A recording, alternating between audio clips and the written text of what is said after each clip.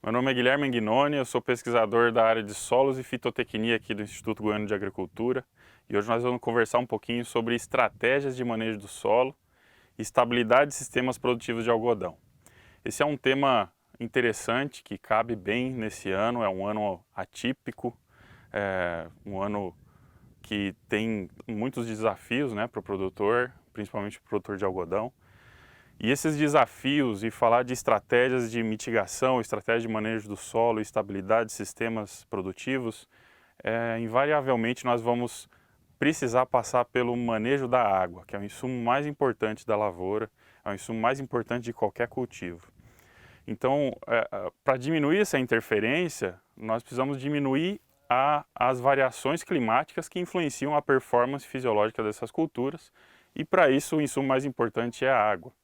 Então, quando nós falamos em água, nós podemos falar de manejo do sistema de produção sob vários aspectos, sob época de plantio, sob o manejo da compactação, e esse aspecto da compactação, o aspecto do solo, tem sido bastante discutido, né, nas últimas safras, que infelizmente tem trazido aí alguns períodos de estresse hídrico, né? E é interessante a gente entender quando que eu vou descompactar meu solo, quais que são os métodos que eu posso utilizar para diagnosticar compactação.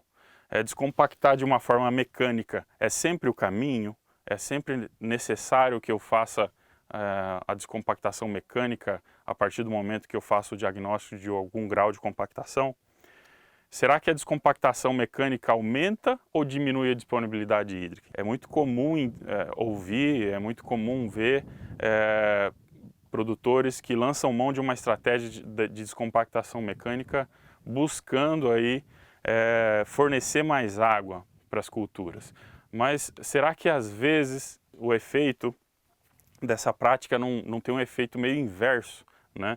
Então, se vocês olharem essa foto que eu tirei em uma área no Mato Grosso, então essa é uma foto que demonstra uma área com preparo e sem preparo. É o mesmo talhão, e é uma área que foi subsolada e gradeada, e ao lado uma área sem preparo, uma faixa que foi deixada no meio desse talhão. Então, essa área subsolada e gradeada, nós podemos ver aí a raiz da cultura retinha, que seria mais profunda, né? Ela está virada ao contrário, mas é uma raiz mais profunda. E a raiz da cultura, da soja no caso, né? Que está aí do outro lado, do lado esquerdo da figura, vocês podem ver uma raiz um pouco mais superficial, uma raiz um pouquinho mais torta. Isso seria um indicativo de compactação, ou melhor, de eficiência da descompactação? Seria, se não fosse o fato de que a cultura do lado direito, onde foi subsolado, a gente pode notar um secamento, né, um murchamento severo da planta de soja. Então essa é uma foto aérea dessa mesma área. Essa próxima foto que vocês estão vendo, vocês podem ver aí o talhão inteiro foi subsolado, foi gradeado e a cultura, no fim das contas, nós precisamos replantar essa área.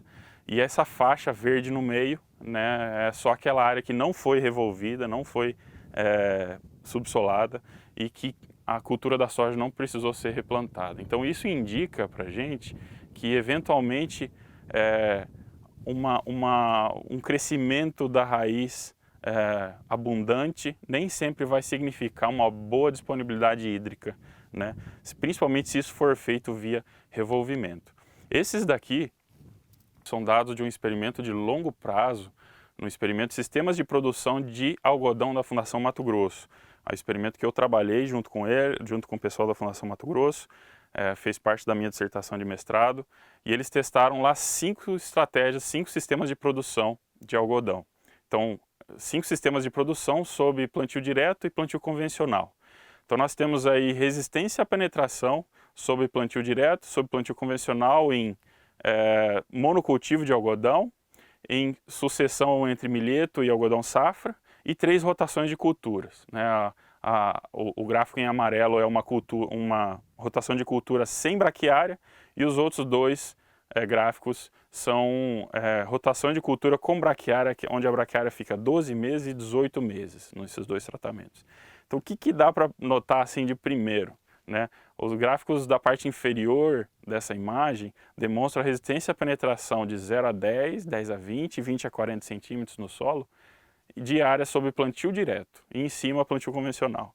Já dá para perceber que a resistência à penetração desses tratamentos sob plantio direto é maior, né, do que os tratamentos sob plantio convencional, principalmente o tratamento de rotação de cultura sem braquiária. Mas espera aí, será que isso influenciou a minha produtividade? Será que esse método foi eficiente para diagnosticar uma compactação? Então, olhando a produtividade, nós não notamos diferença, não notamos efeito do sistema de preparo do solo na produtividade do algodão. O que nós notamos foi um efeito marcante do sistema de produção na produtividade de algodão. Em média, a rotação de culturas, onde a braquiária ficou 18 meses na área, nós tivemos um incremento de 48 arrobas por hectare em comparação com o monocultivo de algodão. E em comparação com a sucessão entre milheto e algodão safra, nós tivemos um incremento de 30 arrobas por hectare. Então isso é para demonstrar que eventualmente nenhuma prática, via de regra na verdade, nenhuma prática isolada, nenhuma ação isolada vai me trazer estabilidade. Diferenças de produtividade acontecem, mas a palavra estabilidade e essa busca pela estabilidade, ela envolve um manejo um pouco mais complexo do sistema de produção. E daí, por que será que então o plantio direto não influenciou, o plantio convencional não influenciou, apesar de toda aquela diferença, né, resistência à penetração? Porque nós fomos olhar um pouco mais a fundo a disponibilidade hídrica nessas camadas. A disponibilidade hídrica em plantio convencional e plantio direto, entre os tratamentos, era diferente, mas ela era mais diferente quando nós tínhamos a braquiária no sistema, né? Então, se você olhar de uma maneira geral, esses tratamentos sob plantio convencional, a disponibilidade hídrica é um V, né? Ou seja, ela diminui com a profundidade do perfil. Enquanto que em plantio direto, principalmente quando há uma inserção de uma cultura como a braquiária no tratamento, nós temos um aumento da disponibilidade hídrica conforme a profundidade. Então isso significa que realmente em épocas de estresse hídrico, aqueles tratamentos que possuem uma maior disponibilidade hídrica em profundidade, e isso se demonstrou ser possível em tratamentos com ausência de revolvimento e com a inserção de uma palhada de uma cultura como a braquiária, isso foi possível, né?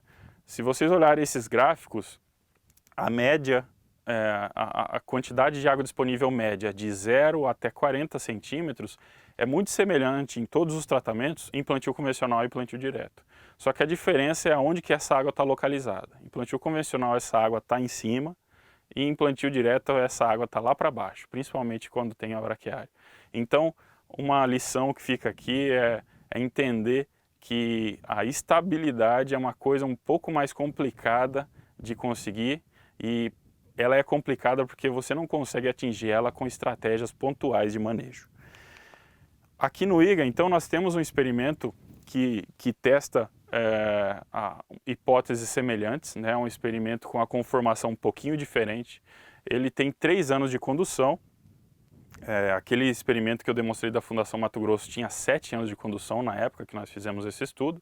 E esse experimento não tem demonstrado ainda, por ser um experimento recente, não tem demonstrado ainda diferenças em produtividade, né? Mas nós estamos avançando com análises um pouco mais detalhadas, um pouco diferentes, relacionadas à física do solo, relacionadas à biologia do solo, e nós esperamos encontrar resultados interessantes dentro das próximas safras aí, porque o fator tempo, quando se trata de estabilidade de produção e das práticas que envolvem a estabilidade de produção, o fator tempo é um fator determinante, né? Então, dentro dos próximos anos, dentro das próximas safras, nós esperamos obter resultados significativos com esse experimento. E um dado interessante que eu vou colocar para vocês também, quando se fala em estabilidade de produção, em manejo de água, que a água é o insumo mais importante da lavoura, uma coisa que influencia bastante na disponibilidade de água, né, para a lavoura é a janela de semeadura, que invariavelmente vai ser influenciada pelo meu sistema de produção.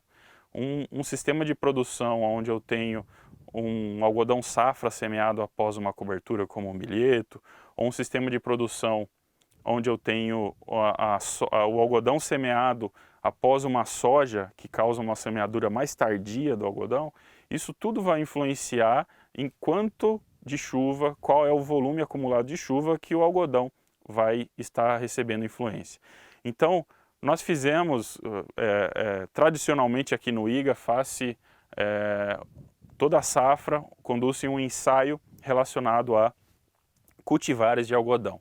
Então são cultivados vários cultivares em diferentes épocas de semeadura, basicamente em 4 épocas.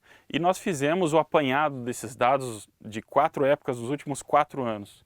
Então nós conseguimos entender um pouquinho a relação entre época de semeadura e produtividade final do algodão aqui no campo experimental do IGA.